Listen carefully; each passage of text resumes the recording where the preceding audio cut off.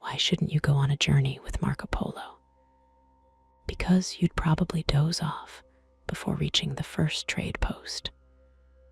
If this story doesn't put you to sleep, nothing will. Welcome back. I am Nicole, and this is the Sleep Story Channel. Tonight, we explore the factual historical account of Marco Polo's extensive travels through Asia and his 17 years at the court of Kublai Khan. While you're still awake, subscribe to my channel to continue receiving these boring journeys into history. Thank you. Don't be afraid to fall asleep. That's the reason you're here, after all. Let's begin. Chapter 1. The Polo family background.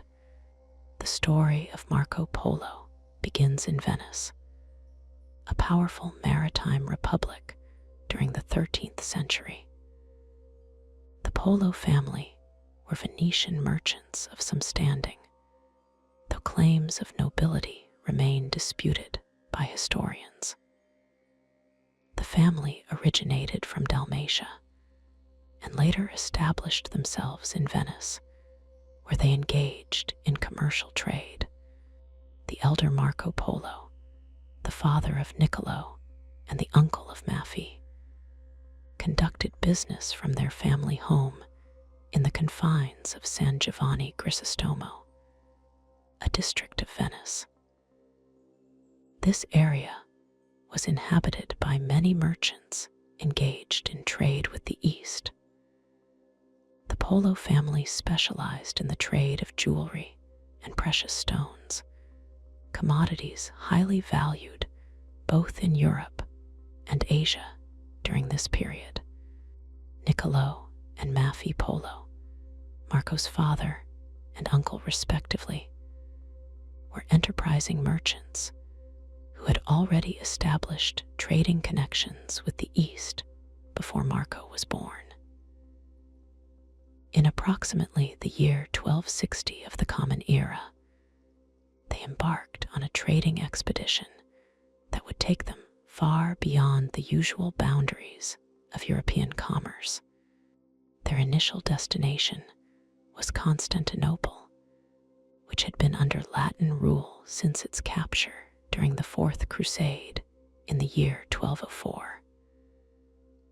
The brothers carried with them a selection of precious stones, primarily jewels, which were their main articles of trade. From Constantinople, they proceeded to the port of Soldea, now known as Sudak, in the Crimea. This port served as a significant trading post for merchants traveling between Europe and Asia. Chapter 2. The first journey east. After spending some time in Soldea, Niccolo and Maffei Polo continued their journey eastward. They traveled to the court of Barca Khan, the ruler of the Golden Horde and the grandson of Genghis Khan. Barca's territories comprised much of what is now Russia and Central Asia. The brothers were well received at his court, where they sold their jewels for twice their value. During their stay with Barca Khan, a war broke out between him and his cousin Hulagu, the Khan of Persia. This conflict made it impossible for the Polo brothers to return to Constantinople by the same route they had come. Instead, they were forced to travel around the north of the Caspian Sea to reach the city of Bukhara in modern-day Uzbekistan. In Bukhara, which was then under the rule of the Mongol Empire, the Polo brothers remained for 3 years. Their extended stay was likely due to the ongoing conflicts that made travel hazardous. While in Bukhara, they encountered an ambassador from Hulagu Khan, who was traveling to the court of the Great Khan, Kublai in Cathay, which is now known as China.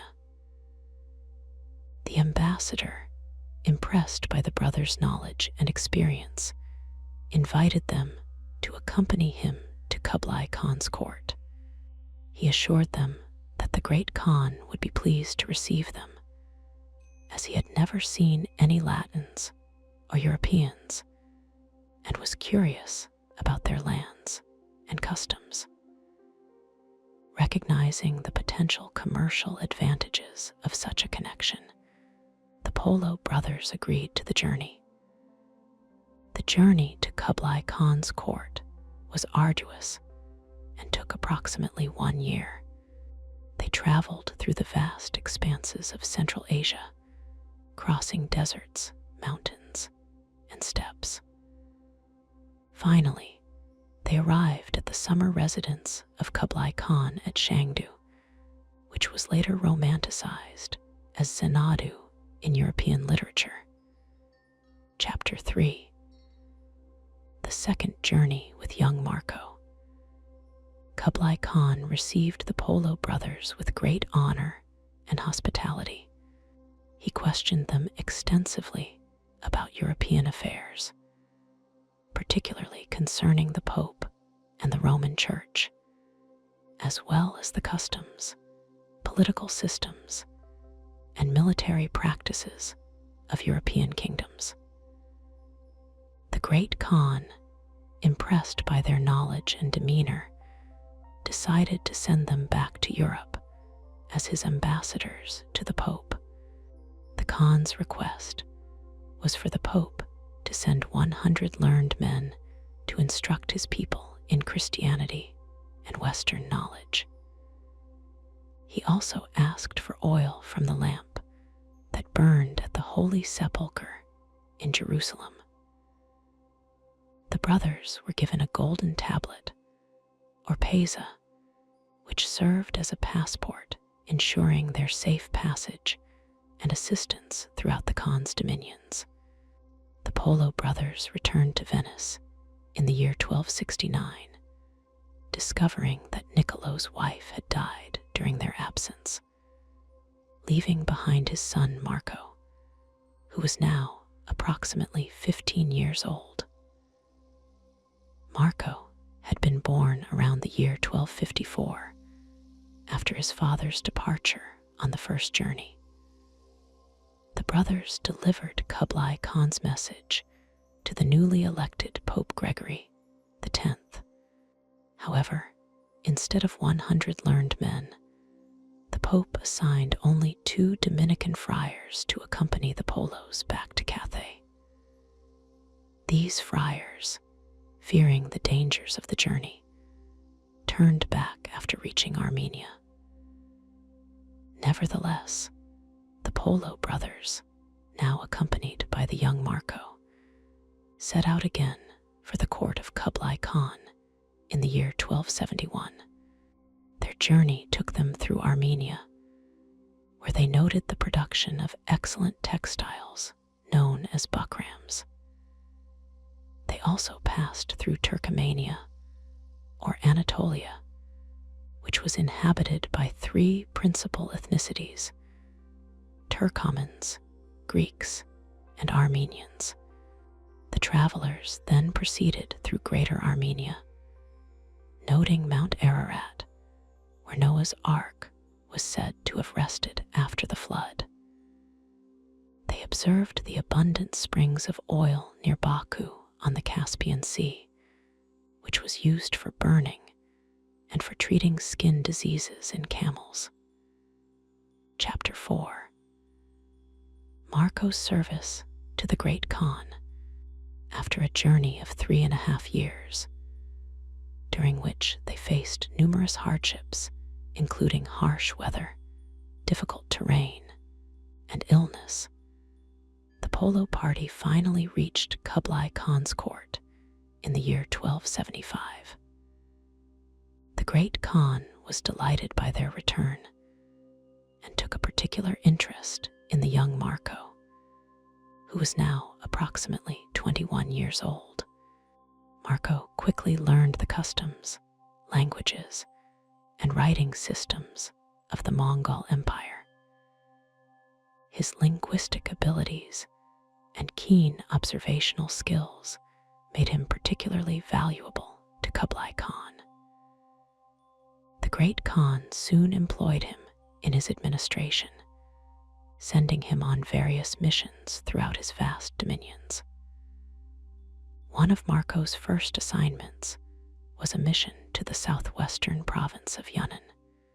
He was subsequently sent on other diplomatic missions to various parts of China, Southeast Asia, and possibly even to India.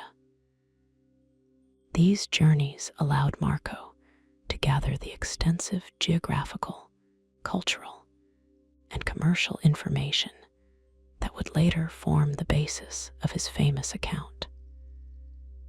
Marco served Kublai Khan for approximately 17 years. During this time, he held several official positions, including that of an official in the salt administration, a highly important position given the government monopoly on salt production. He also served as a governor of the city of Yangzhou for 3 years, although some scholars dispute this claim. Throughout his service to the Great Khan, Marco was able to observe the administration of the vast Mongol Empire at close quarters. He noted the efficient postal system established by the Mongols, which utilized a network of relay stations to rapidly transmit messages across the empire.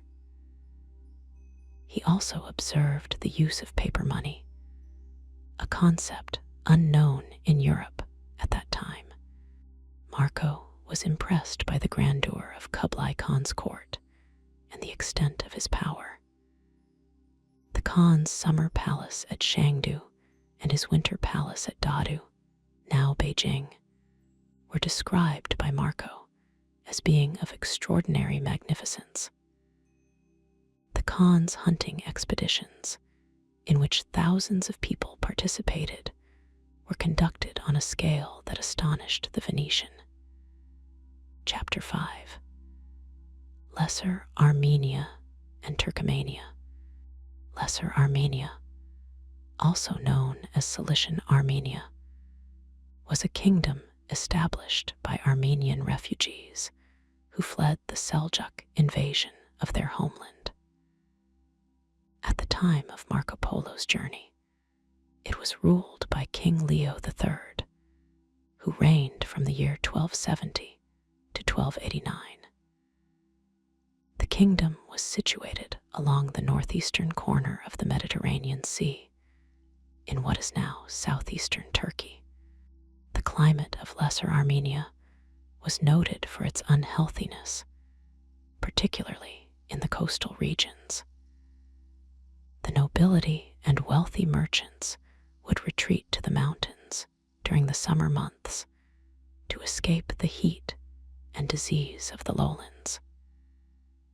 The principal cities of the kingdom included Tarsus, Adana, and Ayaz, the latter being an important port for trade between Europe and Asia.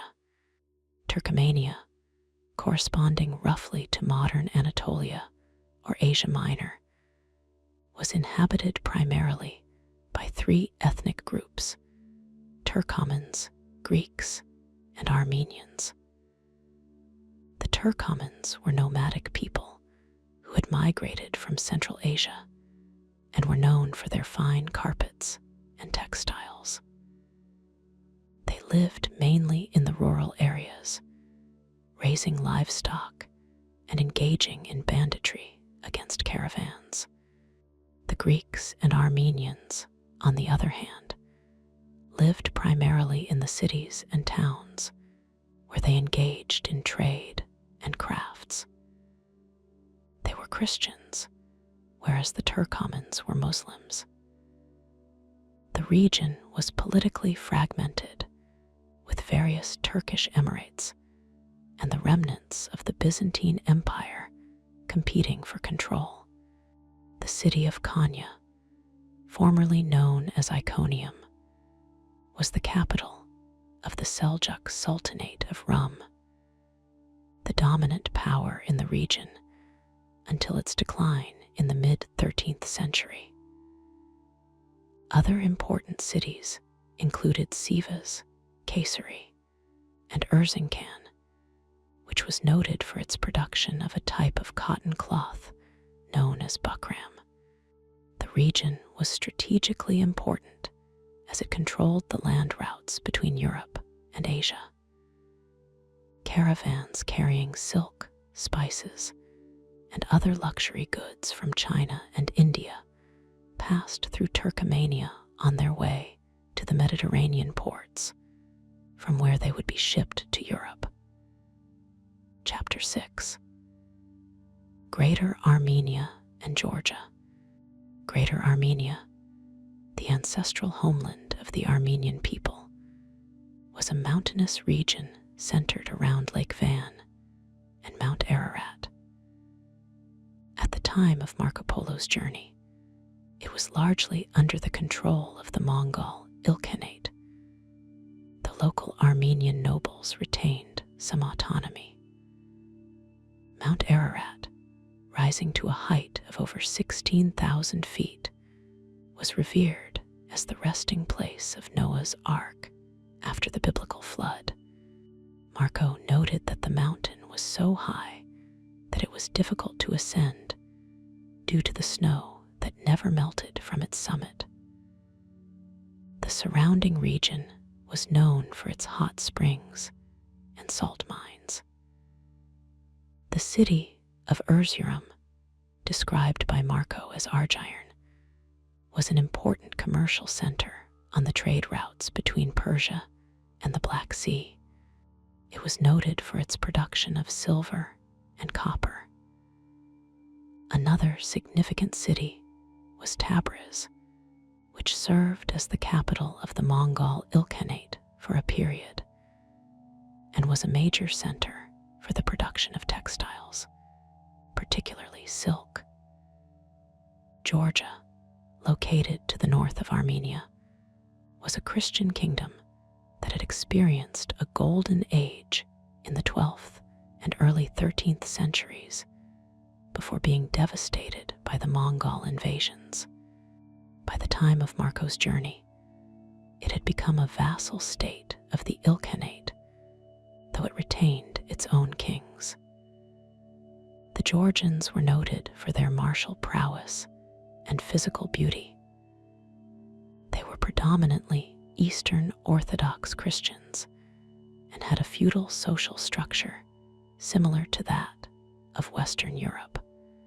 The kingdom was rich in natural resources, including gold, silver, and iron mines. One of the most notable features of the region was the Caspian Sea, which Marco referred to as the Sea of Gel or Gelen, after the province of Gilan on its southwestern shore. He correctly noted that it was a landlocked body of water, approximately 700 miles in length, and that its waters were not connected to the ocean. The Caspian was rich in fish, particularly sturgeon, from which caviar was obtained.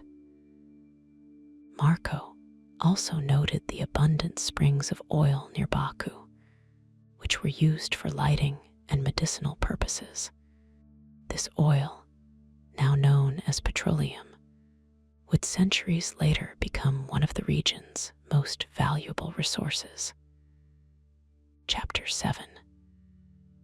The Kingdom of Mosul and Baghdad. The Kingdom of Mosul, located in what is now northern Iraq, was ruled by Audiobook dynasties of Turkish origin, who were vassals of the Mongol Ilkhanate at the time of Marco Polo's journey. The city of Mosul itself was an important commercial center, situated on the Tigris River at a strategic crossing point. Mosul was known for its textile industry, particularly the production of fine cotton fabrics.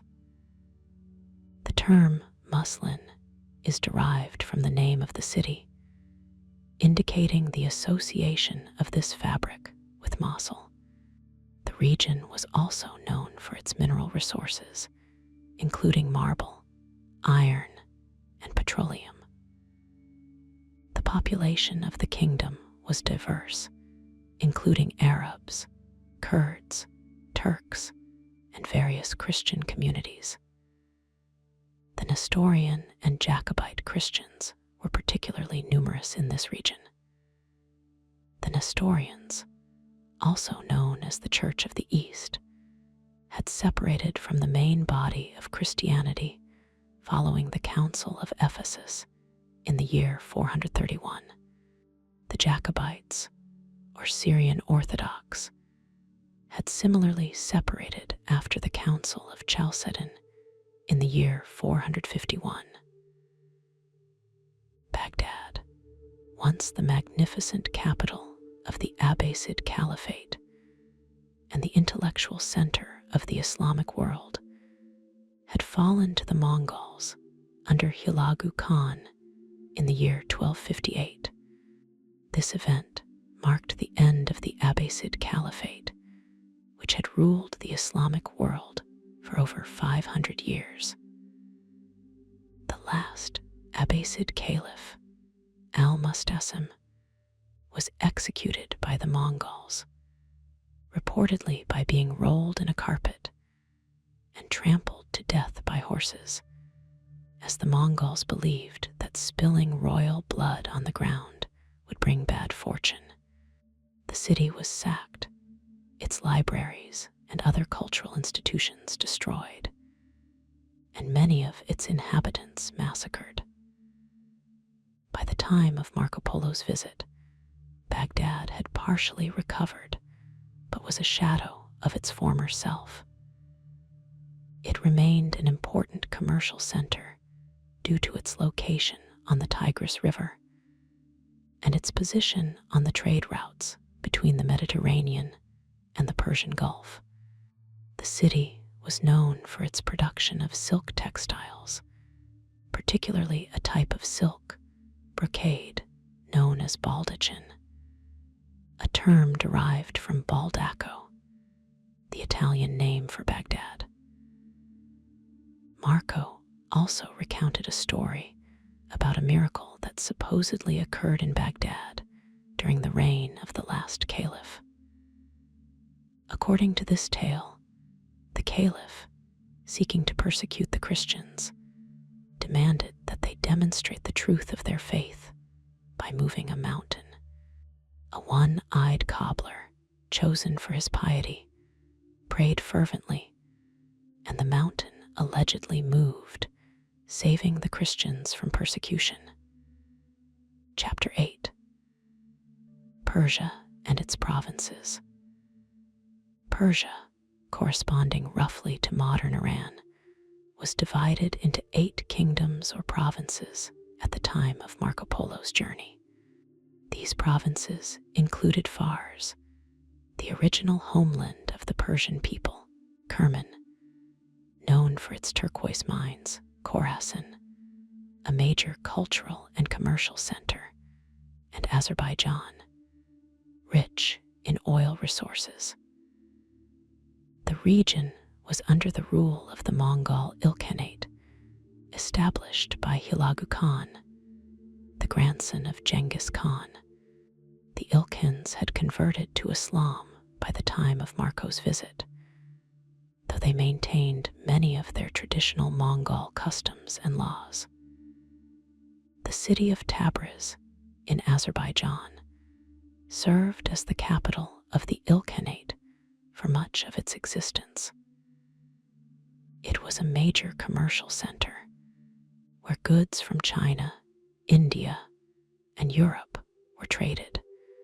The city was known for its production of fine textiles, particularly silk, and for its craftsmen skilled in working with gold and precious stones. Yazd, in central Persia, was noted for its silk production. The city was also a center for Zoroastrianism, one of the world's oldest continuously practiced religions, which had been the state religion of Persia before the Islamic conquest in the 7th century. The province of Kerman was famous for its turquoise mines and for the production of spinel rubies, highly valued gemstones often confused with true rubies. The region was also known for its metalwork, particularly in bronze and brass, and for the manufacture of harness fittings and weapons. Shiraz, in the province of Fars, was renowned for its gardens, poets, and wine production, though the latter had been officially prohibited following the Islamic conquest. The city was a center of Persian culture and learning, home to famous poets such as Sadi and Hafez. The Persian Gulf, referred to by Marco as the Sea of India, was an important maritime trade route connecting Persia with India, East Africa, and beyond. The port city of Hormuz, located at the entrance to the Persian Gulf, was a major emporium where goods from all over Asia were exchanged. Marco noted the excellent breed of horses raised in Persia, which were highly valued and exported to India. He also described the use of ice houses, structures designed to store ice gathered in winter for use during the hot summer months, a technology unknown in Europe at that time. Chapter 9. The Journey through Central Asia. After leaving Persia, Marco Polo and his companions entered the vast region of Central Asia, much of which was under the control of various Mongol khanates. They first passed through the province of Badakhshan, located in what is now northeastern Afghanistan and southeastern Tajikistan. Badakhshan was famous for its ruby mines, which produced the highly valued Balas rubies, actually a variety of spinel. The region was also known for its lapis lazuli, a deep blue semi-precious stone used for ornamental purposes, and for producing ultramarine pigment for artists. The horses of Badakhshan were particularly noted for their sure-footedness in mountainous terrain. Local tradition held that they were descended from the legendary horse Bucephalus, belonging to Alexander the Great, who had passed through the region during his eastern campaigns in the 4th century before the Common Era. From Badakhshan, the travelers ascended to the Pamir Plateau, often referred to as the roof of the world due to its high elevation. Marco described this region as the highest place on Earth, where it took 12 days to reach the summit, and where fires burned less brightly due to the thin air. Accurate observations of the effects of high altitude. The Pamirs were sparsely populated by nomadic herders who lived in yurts and subsisted primarily on the products of their livestock. The region was extremely cold, with snow present even in summer at the higher elevations. Wildlife included the magnificent Marco Polo sheep, named after the traveler who first described them to Europeans, with their impressive spiral horns. Descending from the Pamirs, the Polos entered the Tarim Basin, a vast desert region surrounded by mountains. Here, they passed through the kingdom of Kashgar, an important oasis city that had long served as a major junction on the Silk Road, the network of trade routes connecting China with the Middle East and Europe. Kashgar was a melting pot of cultures, with influences from China, India, Persia, and Central Asia. The population included Uyghurs, a Turkic people who had converted to Islam, as well as Chinese, Mongols, and various other ethnicities.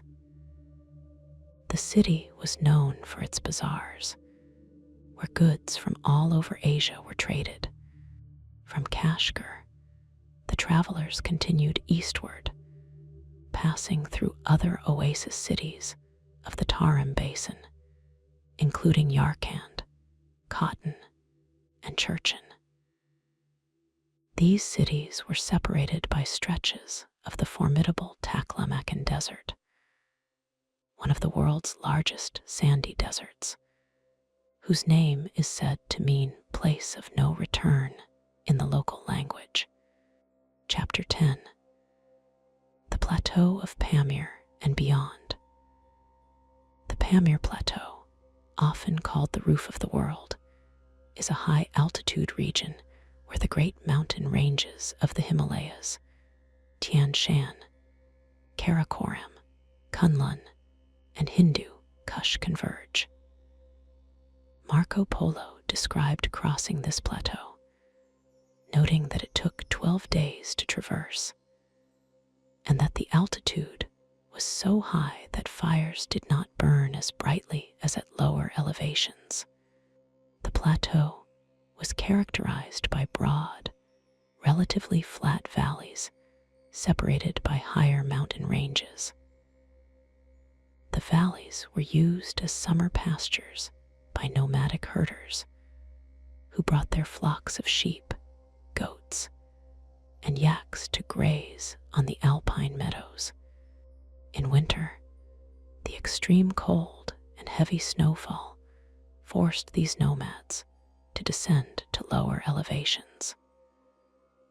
Wildlife in the Pamir region included the magnificent Marco Polo sheep, named after the traveler who first described them to Europeans.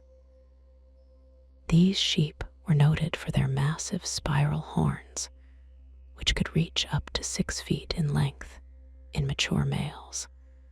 Other wildlife included snow leopards, wolves, and various species of mountain birds. The Pamir Plateau was sparsely populated, with most settlements located in the lower valleys, where agriculture was possible. The inhabitants were primarily of Iranian and Turkic ethnicity and practiced a form of Islam influenced by local shamanic traditions. Beyond the Pamirs lay the kingdom of Kashgar, an important oasis city and trading center on the Silk Road. Kashgar had been a significant cultural and commercial hub for centuries, serving as a meeting point for merchants from China, India, Central Asia, and the Middle East. The city was surrounded by fertile agricultural land, irrigated by rivers flowing from the nearby mountains. Crops included wheat, barley, melons, and various fruits. The bazaars of Kashgar were famous for their variety of goods, including textiles, carpets, jade, and other precious stones. From Kashgar, Marco and his companions continued their journey eastward, passing through the oasis cities of the Tarim Basin. These included Yarkand, known for its carpets and leather goods, Cotton, famous for its jade and silk production, and Churchin, the last major settlement before the travelers faced the formidable Lop Desert. The Lop Desert, part of the larger Taklamakan Desert, presented a significant challenge to travelers. Marco described it as a vast, barren expanse where water was scarce, and travelers risked becoming disoriented and lost. The journey across this desert typically took a month, and caravans had to carry all necessary supplies as there were no settlements along the way. Chapter 11. The Kingdom of Kashgar and Surrounding Territories. Kashgar, situated at the western edge of the Tarim Basin, was one of the most important cities on the Silk Road. It served as a major trading hub where merchants from China, India, Central Asia, and the Middle East exchanged goods and ideas. At the time of Marco Polo's visit, it was under the rule of the Chagatai Khanate, one of the 4 divisions of the Mongol Empire. The city was surrounded by a massive earthen wall with 4 gates corresponding to the cardinal directions. Within these walls were numerous bazaars, caravanserais, mosques, and residential quarters. The population was diverse, including Uyghurs, Tajiks, Chinese, and various other ethnicities.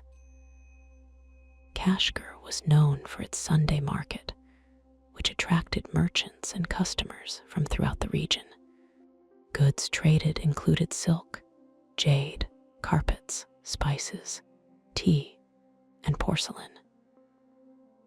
The city was also a center for the exchange of horses, particularly prized for their endurance and adaptability to mountain terrain. Agriculture in the region surrounding Kashgar was made possible by an elaborate irrigation system that channeled water from the rivers flowing down from the Pamir and Tian Shan mountains. Crops included wheat, barley, rice, cotton, and various fruits, particularly melons, which Marco noted were exceptionally sweet and flavorful. To the east of Kashgar lay the kingdom of Yarkand, another important oasis city. Yarkand was renowned for its carpets, woven with intricate designs using wool from local sheep and dyed with natural pigments. The city was also known for its leather goods, particularly saddles and other equestrian equipment. Further east was the kingdom of Cotton, famous for its jade, which was extracted from the beds of rivers flowing down from the Kunlun Mountains. Cotton jade was highly valued in China, where it was used for ornamental objects, jewelry, and ceremonial vessels. The region was also known for its silk production, with mulberry trees grown to feed the silkworms. The inhabitants of these oasis kingdoms were primarily Uyghurs, a Turkic people who had converted to Islam in the 10th century. They had developed a sophisticated urban culture with achievements in literature, music, and the visual arts. Their language was written in an Arabic script, and they had a rich tradition of poetry and historical writing. The political organization of these kingdoms was based on a combination of Mongol imperial administration and local Islamic law.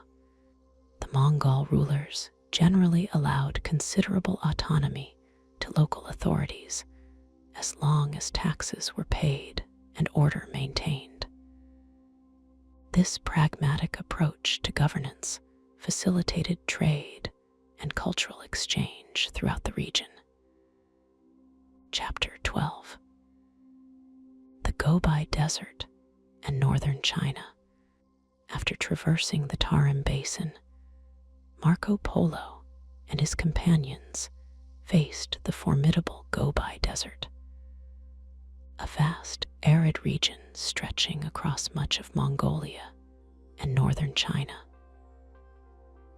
Unlike the sandy deserts of Arabia, the Gobi was characterized by gravel plains, rocky outcrops, and occasional areas of sand dunes. The journey across the Gobi was challenging due to the scarcity of water and extreme temperature variations, with scorching heat during the day and near freezing conditions at night. Travelers had to carefully plan their route to take advantage of the few oases and water sources available. Despite its harsh conditions, the Gobi was not entirely uninhabited. Nomadic herders, primarily Mongols, traversed the desert with their flocks of sheep, goats, and herds of horses and camels.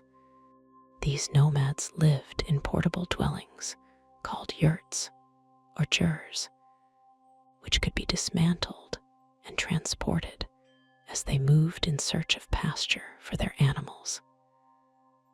Beyond the Gobi lay the province of Tangut, corresponding roughly to the modern Chinese province of Gansu and parts of Inner Mongolia.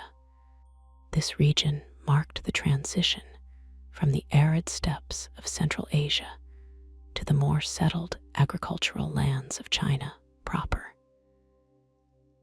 The principal city of Tangut was Dunhuang, an important Buddhist center and the site of the famous Magao Caves, a complex of nearly 500 temples carved into the cliffs and decorated with religious paintings and sculptures.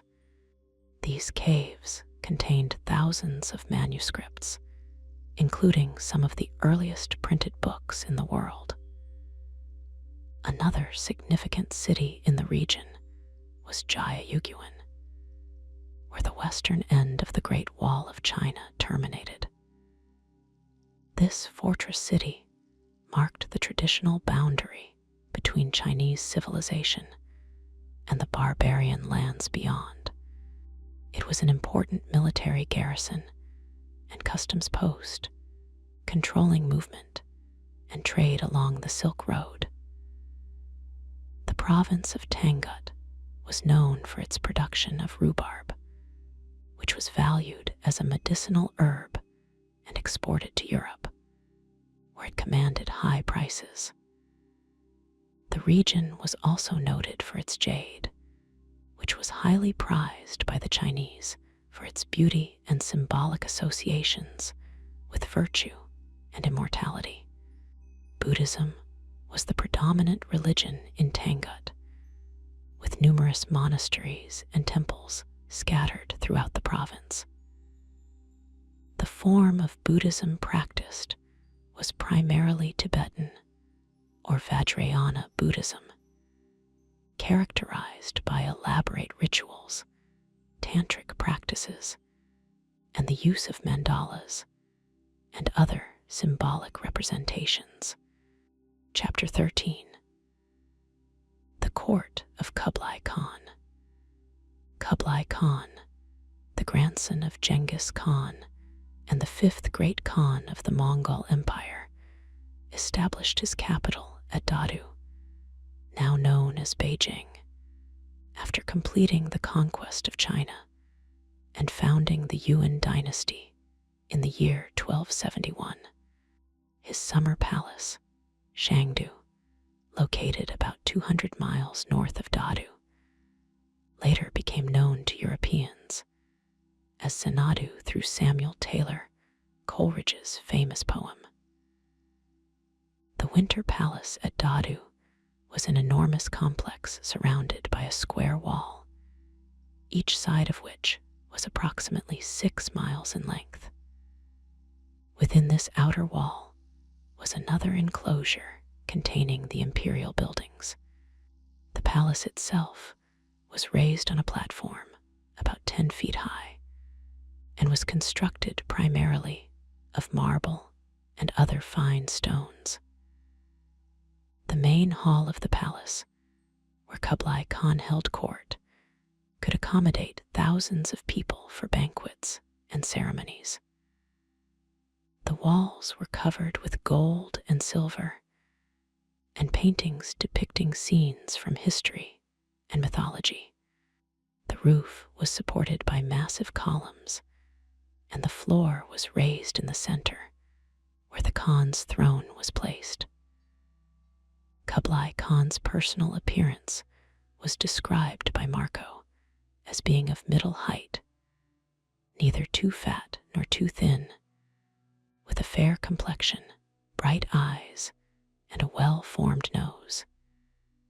He had 4 principal wives, each with her own court and palace, and numerous concubines.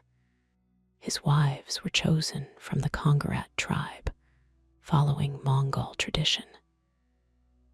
The administration of the vast empire was highly organized, with a complex bureaucracy modeled partly on Chinese precedents, but retaining many Mongol features.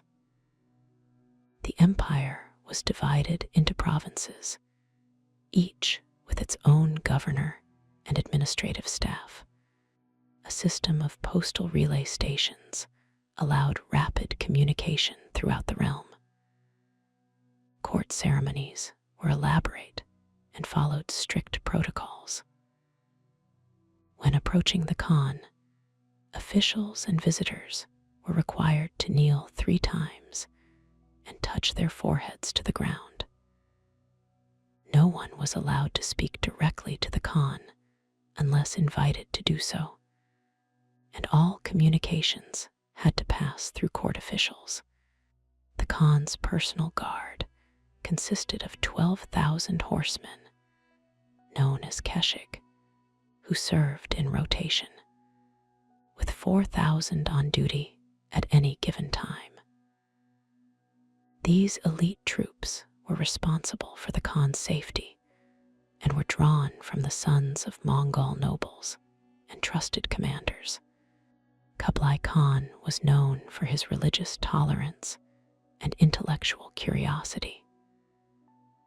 Although he himself followed Tibetan Buddhism, he welcomed representatives of various religions at his court, including Nestorian Christians, Muslims, and Confucian scholars. He established schools for the translation of religious and philosophical texts and supported the arts and sciences. Chapter 14: Chinese Cities and Provinces. The city of Cambaluc, now known as Beijing, served as the winter capital of Kublai Khan's empire. It was a planned city, laid out in a perfect square with walls approximately 24 miles in circumference.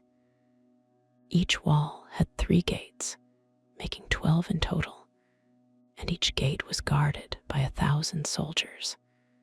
The streets of Cambaluc were laid out in a grid pattern, running straight from one gate to another.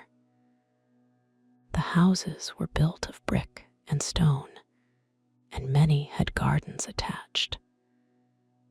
The city was divided into districts, each serving a specific function, such as commerce, administration, or residence. The population of Cambaluc was diverse, including Mongols, Chinese, Central Asians, and even some Europeans. The total number of inhabitants was estimated to be over 1 million, making it one of the largest cities in the world at that time. The city was a center of trade, with merchants from all over Asia bringing goods to its markets. South of Cambaluc lay the Yangtze River, which Marco called the Queen. He described it as the greatest river in the world, with a width of up to 10 miles in some places, and a length of over 100 days' journey. The river was navigable for large ships for much of its length and was a major transportation artery. The province of Manzi, corresponding to southern China, had been conquered by Kublai Khan in the year 1279, completing the Mongol conquest of China. This region was more densely populated and economically developed than the north, with numerous cities, productive agriculture, and advanced industries. The city of Hangzhou, which Marco called Quinsai, was described as the largest and most magnificent city in the world. It was situated on a lake and crisscrossed by canals, leading Marco to compare it to Venice. He claimed that it had 12,000 stone bridges and that its circumference was 100 miles.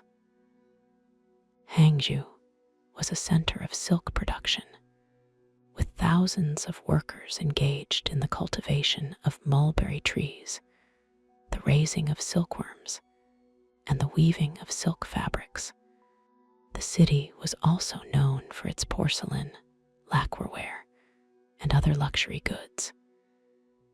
Its markets were filled with a vast array of products, including spices, jewels, pearls, and textiles from all over Asia. The city of Suzhou, which Marco called Suzhou, was another important urban center in southern China. It was famous for its gardens, canals, and silk industry. Marco noted that it had 6,000 stone bridges spanning its numerous waterways, and that it was a major commercial hub. Chapter 15. Southern China and its riches. Southern China, which Marco Polo referred to as Manzi, was a region of extraordinary wealth and productivity. It had been the heartland of the southern Song dynasty before its conquest by the Mongols in the year 1279.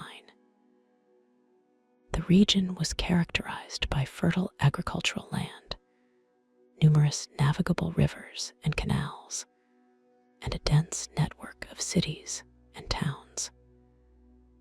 The Yangtze River, which Marco called the Qian, was the main artery of transportation and commerce in southern China. It flowed from the western mountains to the eastern sea, passing through some of the most productive agricultural land in the world. The river was navigable for large ships for much of its length, facilitating the movement of goods and people. Rice was the principal crop of southern China, with 2 or 3 harvests per year in some areas. The intensive cultivation of rice supported a large population and generated substantial agricultural surpluses, which were traded throughout the empire and beyond. Other crops included tea, sugarcane, mulberry trees for silkworms, and various fruits and vegetables. The city of Hangzhou, which Marco called Quinsai, was the former capital of the southern Song dynasty and remained one of the largest and most prosperous cities in the world. It was situated on the shores of West Lake and was crisscrossed by canals, leading Marco to compare it to Venice, though he noted that it was much larger and more magnificent. Marco described Hangzhou as having a circumference of 100 miles, 12,000 stone bridges, and over 1 million households. While these figures may have been exaggerated, they reflect the genuine impression of grandeur and scale that the city made on the Venetian traveler. The markets of Hangzhou were filled with a vast array of goods, including silk, porcelain, lacquerware, tea, spices, and precious stones. The city was known for its craftsmanship, particularly in silk weaving, porcelain production, and woodworking. It was also a center of learning and the arts, with numerous scholars, poets, and artists. Another important city in southern China was Quanzhou, which Marco called Satan. It was one of the largest ports in the world, with ships arriving from India, Southeast Asia, and the Middle East. Marco noted that for every ship loaded with pepper that sailed to Alexandria in Egypt, 100 sailed to Quanzhou, indicating the scale of Asian maritime trade. The province of Fujian, where Quanzhou was located, was known for its production of porcelain, which was exported throughout Asia and as far as East Africa and the Middle East. The region was also famous for its tea, which was grown on the hillsides and processed using techniques that had been refined over centuries. Chapter 16. Japan and Southeast Asian Kingdoms.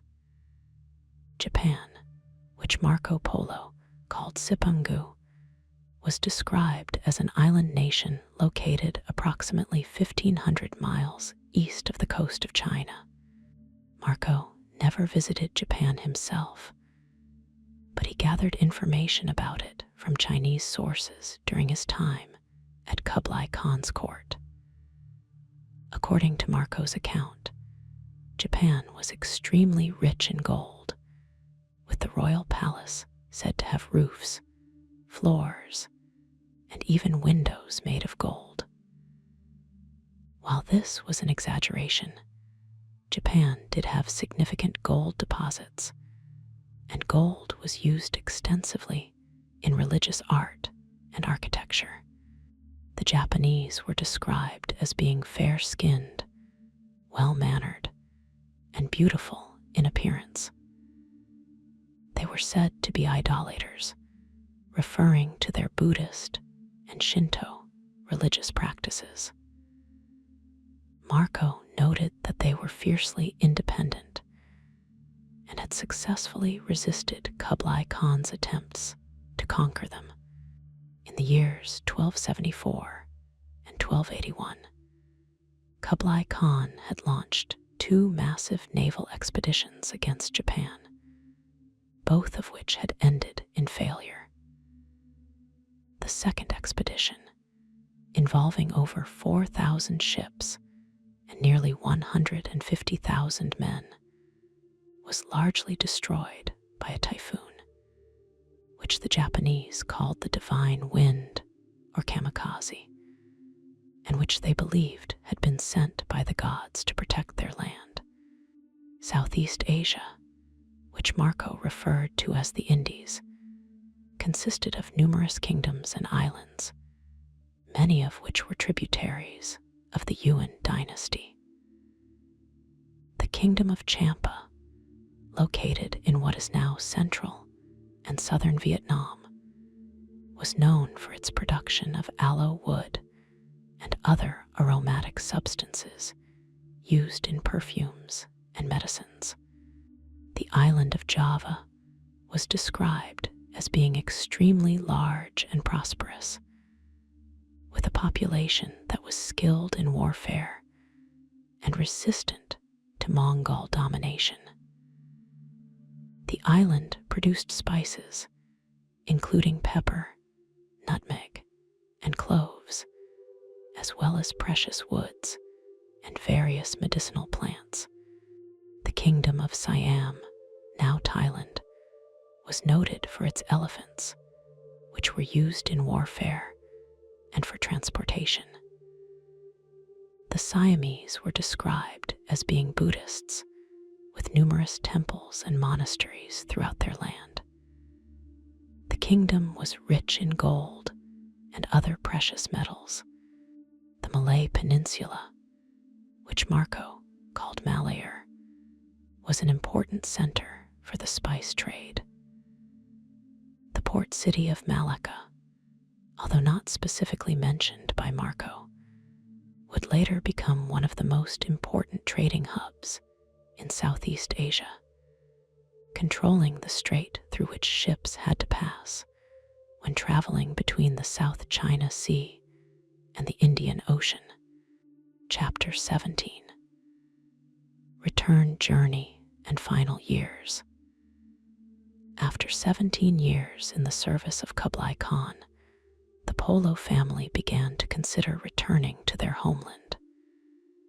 They were concerned that if the aging Khan, who was by then in his 70s, were to die, they might lose his protection and face difficulties in returning home with their accumulated wealth.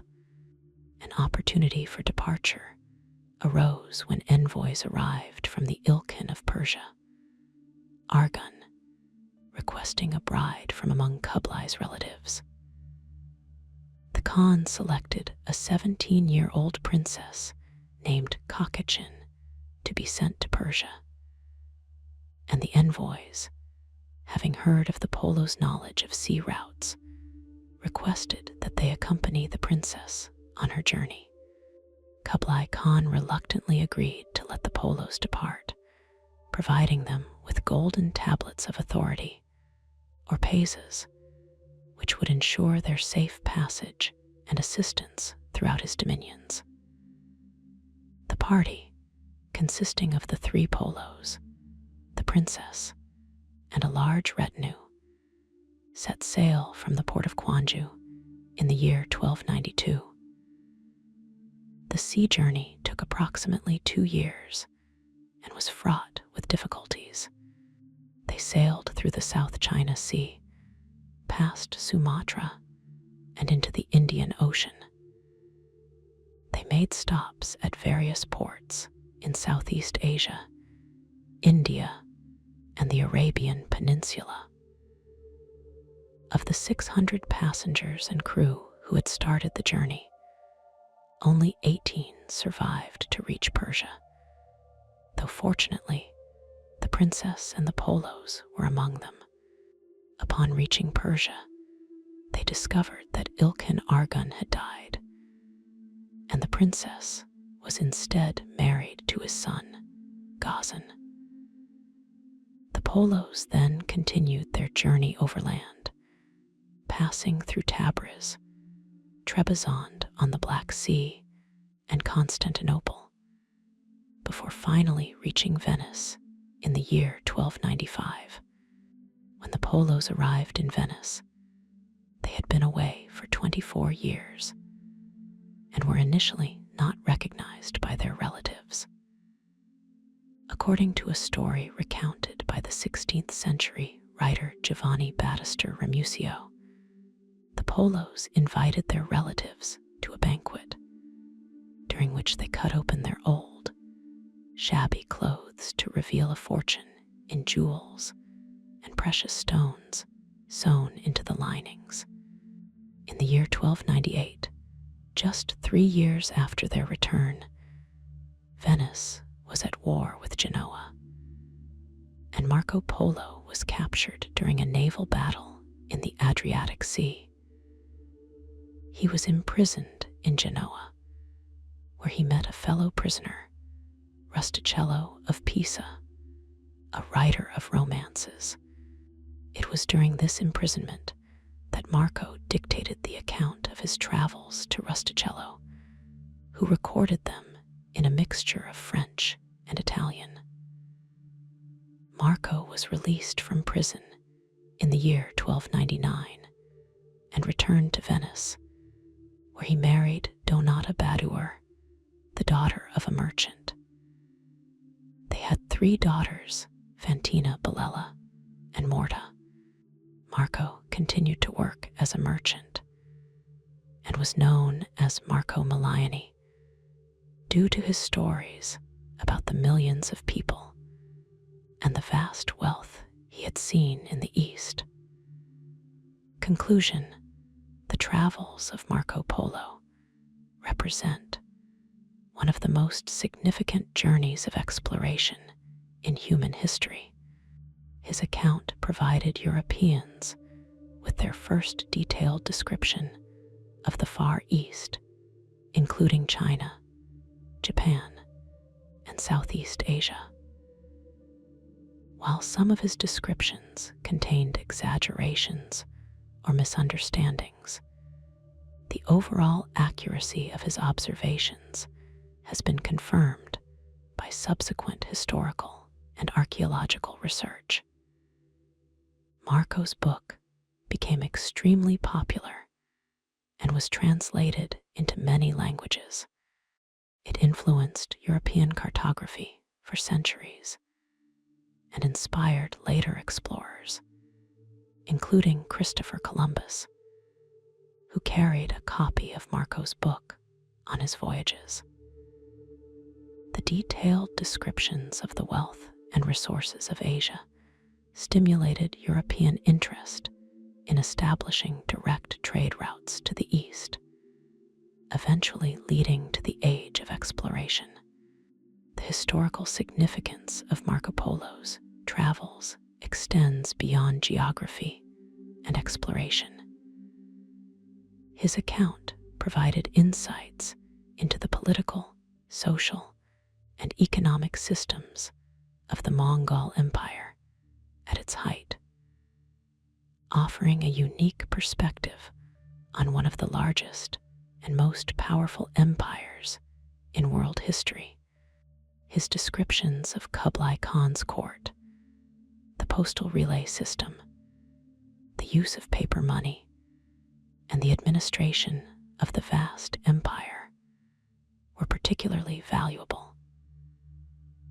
Marco's observations on the religions, customs, and technologies of the various peoples he encountered contributed to a broader understanding of cultural diversity. His generally respectful and curious attitude toward different cultures set an example for later travelers and scholars. The legacy of Marco Polo's travels continues to resonate in the modern world. The ancient trade routes he described, collectively known as the Silk Road, have experienced a revival of interest in recent decades, with various initiatives aimed at restoring economic and cultural connections between East and West. His name has become synonymous with exploration and the discovery of new worlds, both geographical and intellectual. In conclusion, Marco Polo's journey across Asia in the 13th century opened a window onto a world previously unknown to Europeans. His detailed and generally accurate account of his experiences provided valuable information about the geography, peoples, and cultures of Asia, stimulating European interest in the East and contributing to the intellectual ferment that would eventually lead to the Renaissance and the age of exploration. His legacy as one of history's greatest travelers and observers remains secure, more than 7 centuries after his remarkable journey. Hey, you made it to the end. Thank you so much for being here. Hope this story gently eased you into relaxation. If you enjoyed it, don't forget to like the video and subscribe to my Sleep Story channel. It helps me keep bringing you more soothing tales from the past. My name is Nicole, and honestly, I love creating these ASMR stories. It's the best part of my day. I can't wait to share more sleepy journeys with you soon. Let me know if you'd like any tweaks. Until next time, sweet dreams.